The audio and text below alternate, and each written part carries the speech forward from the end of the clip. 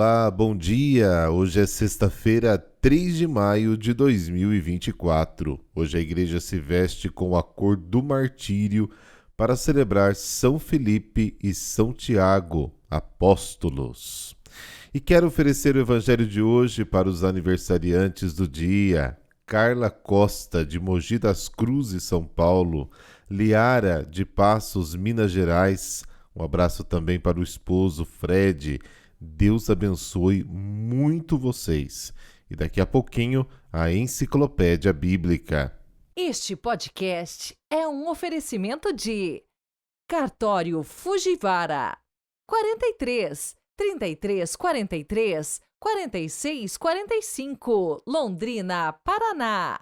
Hotel Eldorado Flat, na principal avenida de Contagem, Minas Gerais. Você tem tudo o que tem de bom para a sua estadia. 031 2567 8850. Hoje vamos falar um pouco dos condimentos e o que o povo da Bíblia usava para adoçar.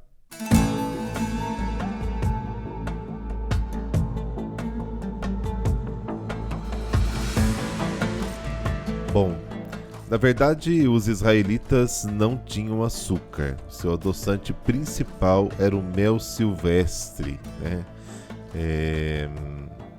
Você pode conferir isso na história de Jonatas, em 1 Samuel capítulo 14, versículos de 25 a 27, e a de Sansão, em Juízes capítulo 14, versículos de 8 a 9. Parece que preparavam ainda outro tipo de mel, fervendo tâmaras e alfarropas, obtendo uma espécie de xarope. Também os condimentos eram importantes. Havia grande quantidade de salgema no litoral sudoeste do Mar Morto. Produzia-se ainda sal por evaporação. Não raro a camada externa do salgema era impura, dura e sem sabor, sendo espalhada nos átrios do templo na estação chuvosa para torná-los menos escorregadios. O sal era usado para temperar a comida, mas muito mais ainda para conservá-la. Na época do Novo Testamento, a principal indústria de Magdala, no Lago da Galileia, era o salgamento de peixes. Hortelã, anis e cominho, em lugar de pimenta, eram usados para variar o sabor da comida em geral, muito monótona. Condimentos mais raros, importados da África e da Ásia, só apareciam na mesa dos ricos. Quanto à bebida, a água, elemento básico para cozinhar, não era muito boa para beber. A água proveniente da fonte ou do poço, local, geralmente era potável. Era conservada em potes de cerâmica porosa, nos quais se mantinha fria devido ao lento processo de evaporação. Já a água da cisterna familiar, que era uma espécie de poço cavado no chão, impermeabilizado, estava longe de ser potável. Como se juntava sobre a cobertura da casa e corria para dentro da cisterna através de calhas, era suja e cheia de germes. Na época romana, a água era levada às cidades em aquedutos, como em Cesareia e Belém, ou em tubulações, como em Jerusalém. Mas mesmo assim, não era muito próprio para beber.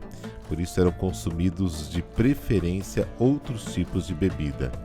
Havia o leite, frequentemente obtido da cabra da família ou trazido à porta da casa pelo leiteiro.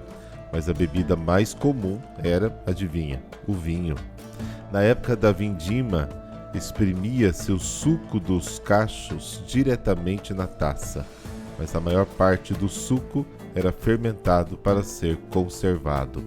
O primeiro vinho do ano era feito do suco extraído quando as uvas eram pisadas no lagar, e o segundo, espremendo-se o resto.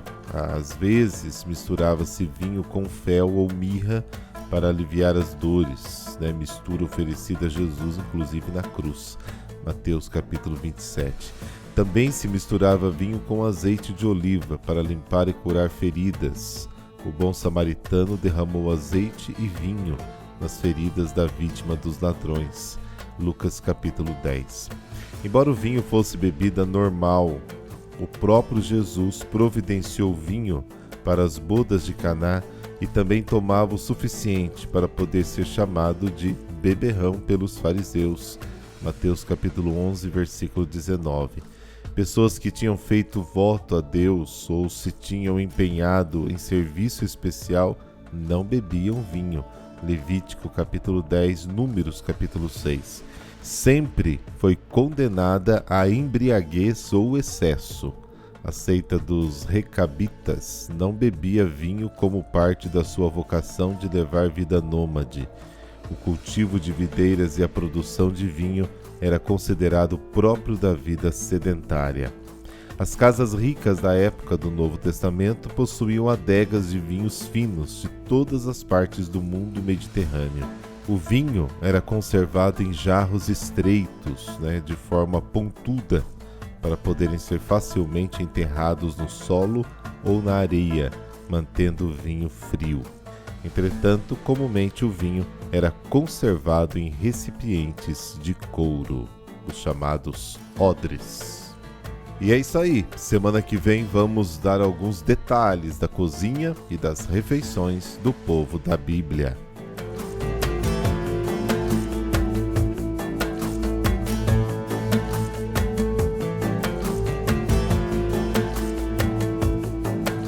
O evangelho de hoje, festa dos apóstolos Filipe e Tiago, é o mesmo que meditamos durante a quarta semana da Páscoa e narra o pedido do apóstolo Filipe a Jesus. Mostra-nos o Pai e isto basta para nós.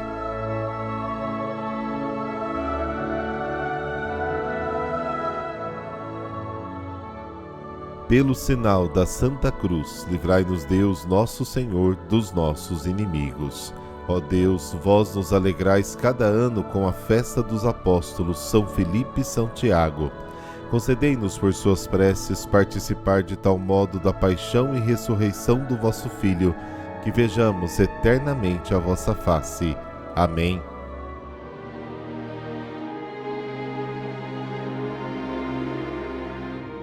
João, capítulo 14, versículos de 6 a 14. O Senhor esteja convosco, Ele está no meio de nós. Proclamação do Evangelho de Jesus Cristo segundo João.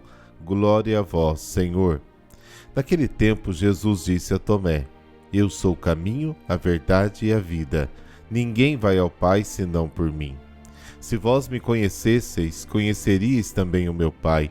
E desde agora o conheceis e o vistes? Disse Filipe: Senhor, mostra-nos o Pai, e isso nos basta. Jesus respondeu: Há tanto tempo estou convosco e não me conheces, Filipe.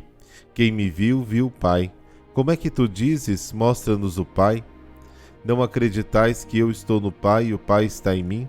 As palavras que eu vos digo, não as digo por mim mesmo, mas é o Pai que, permanecendo em mim, realiza suas obras. Acreditai-me, eu estou no Pai e o Pai está em mim.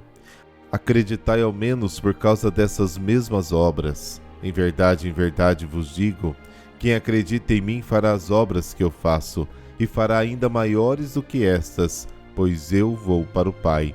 E o que pedirdes em meu nome, eu realizarei, a fim de que o Pai seja glorificado no Filho. Se pedirdes algo em meu nome, eu o realizarei. Palavra da salvação. Glória a vós, Senhor.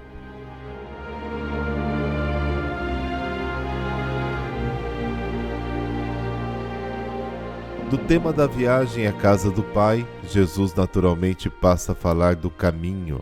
Para chegar ao Pai, é preciso passar pelo Filho.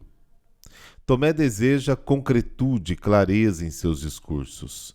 Ele entendeu que Jesus falava de um caminho no sentido material de estrada, enquanto Jesus falava do caminho como meio para chegar a Deus, como instrumento para entrar em contato pessoal com o Pai. Por isso, na sua resposta ao apóstolo, Jesus proclama que ele é o caminho a seguir em direção a Deus. Jesus proclama que é o mediador do contato pessoal com o Pai. Ninguém pode chegar a Deus pelas suas próprias forças, nem pode usar outros mediadores. As palavras de Jesus excluem qualquer outra mediação senão a sua. Assim como ninguém pode ir em direção a Cristo a menos que o Pai lhe conceda, também ninguém pode chegar ao Pai sem a mediação de Jesus. Jesus também afirma ser a verdade e a vida. Ele se identifica com a verdade, ou seja, se proclama a revelação personificada de Deus. As 3 palavras caminho, verdade e vida são aplicadas a Cristo para indicar suas 3 funções específicas: de mediador enquanto caminho, revelador enquanto verdade, salvador enquanto vida. Jesus é a única pessoa que se conecta com o Pai, que manifesta perfeitamente a vida e o amor de Deus pela humanidade e comunica ao mundo a salvação que é a vida de Deus. Só Jesus pode conduzir o homem a Deus, porque só ele vive no Pai e o Pai vive nele. Portanto, quem conhece Jesus também conhece o Pai, e quem vê Jesus também vê o Pai. A intervenção de Filipe ressoa a pergunta de Moisés dirigida ao Senhor: mostra-me a tua glória. Êxodo capítulo 33. Jesus lhe responde que vive no Pai. O apóstolo deveria saber que Jesus é um com o Pai. Consequentemente, ao ver Jesus, se vê o Pai. Dada esta imanência mútua do Pai e do Filho, as palavras ditas por Jesus são, na verdade, ditas pelo Pai, que nele habita, e as obras que ele realiza são feitas pelo Pai. A imanência do Pai no Filho só pode ser aceito pela fé. Por isso, Jesus exorta os seus discípulos a acreditarem nesta verdade, mesmo que apenas pelas obras extraordinárias que realizou. Jesus convida muitas vezes à fé pura, baseada apenas na sua palavra, pela qual proclama bem-aventurados aqueles que acreditam sem ter visto. Contudo, ele também apela à prova divina das obras maravilhosas e extraordinárias realizadas em nome de Deus, para autenticar a sua missão divina, convidando seus ouvintes a acreditar pelo menos por esta razão. Por esta razão, o pecado da incredulidade dos judeus é indesculpável. João capítulo 15, versículo 24. No versículo 12, Jesus usa a expressão solene, em verdade vos digo, para chamar a atenção para a importância do tema em discussão. Ele garante aos seus amigos que, se acreditarem na sua pessoa divina, poderão realizar obras maravilhosas e sinais extraordinários. A motivação para essa possibilidade de realizar obras excepcionais está no fato de Jesus regressar ao Pai, com quem atenderá aos pedidos dos discípulos. Para que a oração seja atendida, ela deve ser feita em nome de Jesus, ou seja, deve ser dirigida a Deus por meio de Jesus, movido pela fé na mediação do Filho de Deus. Jesus não deixa as orações dos seus amigos sem resposta.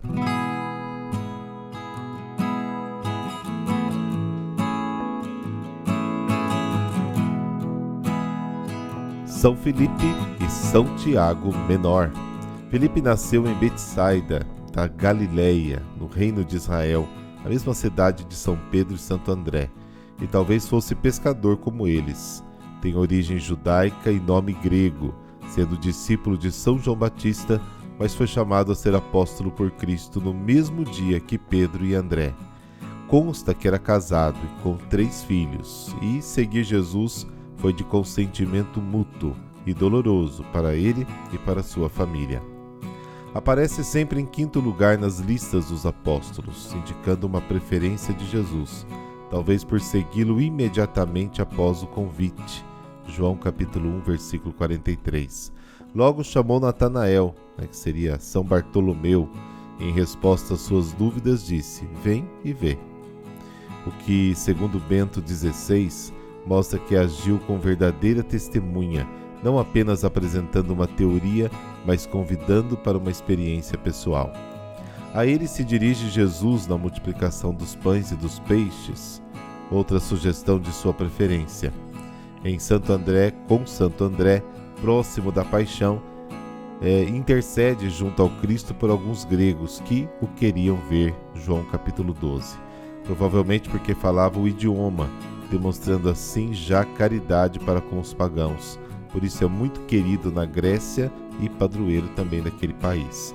Contudo, é chamado a atenção por nosso Senhor na última ceia, após pedir a ele que mostre o Pai, pois isto nos basta. Filipe, há tanto tempo que convivo convosco e ainda não me conheces? Quem me viu, viu o Pai. A tradição diz que, após Pentecostes, pregou na Ásia Menor a gregos, citos e pardos, obtendo muitas conversões. Chegando a Hierápolis, na Frígia, no centro-oeste da atual Turquia, foi martirizado por lapidação ou crucificado de cabeça para baixo numa cruz em forma de X, isto por volta dos anos 80, quando ocorre a conversão de São Policarpo, que foi seu discípulo.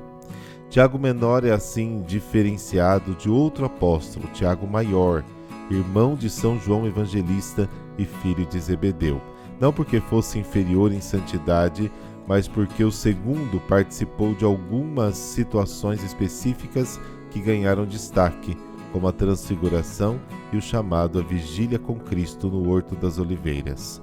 Tiago Menor era filho de Alfeu e primo de Jesus, fisicamente parecido com o Senhor, um dos motivos pelos quais Judas Iscariotes precisou indicar Jesus aos romanos quando a sua paixão. Ele deu um beijo para indicar que era Jesus. De fato, São Paulo se refere a ele como irmão de Jesus, um termo que indicava o parentesco próximo na língua hebraica, e erroneamente interpretado de forma literal, sobretudo pelos protestantes, que por isso alegam que Nossa Senhora teria mais de um filho. São Judas Tadeu e São Simão Cananeu, igualmente apóstolos, eram seus irmãos consanguíneos. Por sua conduta exemplar, recebeu o apelido de O Justo. Após a ressurreição, Jesus lhe aparece especificamente, 1 Coríntios capítulo 15.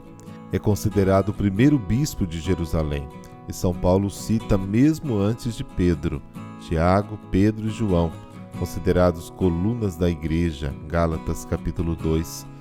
Nesta função, seu parecer no Concílio de Jerusalém, que presidiu no ano 50, foi acatada, ao afirmar que os convertidos pagãos não precisavam ser circuncidados para pertencer à igreja, Atos capítulo 15. Na sua carta constante no cânon bíblico está fundamentado o sacramento da unção dos enfermos e também a essencial afirmação de que a fé sem obras é morta, Tiago capítulo 2, ou seja, crer sem praticar as boas obras e obedecer aos ensinamentos de Cristo não é suficiente para a salvação, o que levou Lutero, inclusive, ao querer justificar a sua heresia de que basta a fé para a salvação, sola fide, e não incluir, com outros documentos, esta carta na sua versão da Bíblia, versão esta que, por sua vez, sola scriptura, alegou ser fonte única da palavra de Deus, ignorando a tradição que necessariamente a precede e justifica. Flávio Joséfo, famoso historiador romano, registrou que o sumo sacerdote judeu Anano, filho de Anás, aproveitando o intervalo entre a deposição de um procurador romano e a chegada do seu sucessor, decretou em 62 a pena de morte por lapidação para São Tiago Menor, na época já muito idoso. As relíquias de São Filipe e de São Tiago Menor foram sepultadas na Basílica dos Santos 12 Apóstolos em Roma, inicialmente dedicada somente a eles. Por este motivo, sua festa é celebrada no mesmo dia. Oremos. Senhor, nosso Mestre Pai, concedei-nos pelos exemplos e intercessão de São Filipe e São Tiago Menor, seguir-vos como eles o fizeram, testemunhas do vosso amor, a ponto de vos dar a conhecer pelo convívio direto convosco, pois queremos morrer para uma vida sem obras concretas de fé. Amém. Por intercessão dos apóstolos São Filipe e São Tiago, dessa bênção de Deus Todo-Poderoso, Pai, Filho, Espírito Santo. Amém. Bom final de semana para você e fique sempre na paz do Senhor Jesus Cristo.